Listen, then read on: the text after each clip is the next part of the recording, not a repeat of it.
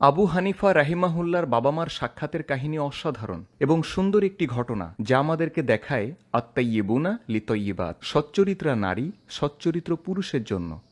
সাবিত ইবনে জুতা তিনি একদিন হাঁটছিলেন এবং এটি তিনি আবু হানিফার মাকে বিয়ে করার পূর্বে, এবং তিনি যখন হাঁটছিলেন বাগানের বেষ্টনীতে একটি ফল ঝুলছিল। চিন্তা করেন, আপনি হাঁটছেন এবং একটি বাগান দেখলেন আর বাগানের বেষ্টনীতে দেখছেন এটি ঝুলে আছে। তিনি একটি ফল ছিঁড়ে নিলেন, এটি খেলেন এবং এরপর তার মধ্যে একটি অপরাধবোধ জন্মালো। তিনি ওই ঘরের মালিকের কাছে ফিরে গেলেন।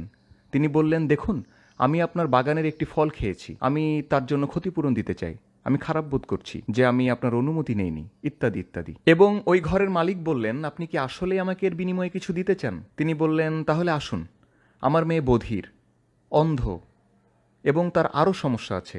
মানসিকভাবে সে ভালো অবস্থায় থাকে না, তার বোধশক্তি তেমন নেই, সে বোবা, সে বধির এবং একটি বর্ণনা মতে সে এমনকি অন্ধ। ঠিক আছে, তার কাছে এটি আর সুবিবেচিত কোনো পরিকল্পনা বলে মনে হলো না। তাই তিনি বললেন, আপনি কি এখনও এটি করতে চান? সাবিত বললেন, আমাকে এ ব্যাপারে একটু ভাবতে দিন। তিনি ফিরে এলেন এবং বললেন, যদি ওই ফল নেবার জন্য এই একটি উপায়েই আপনি আমাকে ক্ষমা করেন, সুবাহান আল্লাহ, তিনি শেষ বিচারের দিন ওই ফলের জন্য আল্লাহ সুবহানাহু ওয়া তাআলাকে ভয় করেছেন এবং তিনি বললেন, আমি এটি করব। তো তিনি প্রথমবারের মতো ওই মহিলার কক্ষে গেলেন এবং তিনি বললেন, আসসালামু আলাইকুম।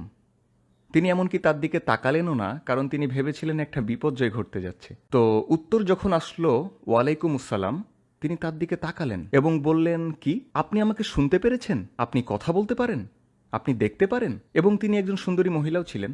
তিনি বললেন, এসব কি? আপনার বাবা বললেন আপনি এই রকম। এবং তিনি জবাব দিলেন, তিনি বললেন, আল্লাহর নিকট অসন্তোষজনক এমন সব কিছু থেকে আমি বধির। আমি গীবত শুনি না, আমি মিথ্যা কথা শুনি না, আমি বুহতান বা মিথ্যা অপবাদ শুনি না, আমি সকল অনর্থক কথাবার্তা থেকে নিজের কানকে পবিত্র করেছি, আমি এসব এমনকি শুনিও না। তিনি বললেন, আল্লাহ সন্তুষ্ট নন এমন কথাবার্তা বলার ক্ষেত্রে আমি বোবা, এবং আল্লাহ সুবহানাহু ওয়া তাআলা যেসব জিনিসের প্রতি দৃষ্টিপাত করতে নিষেধ করেছেন সেসবের প্রতি আমি অন্ধ।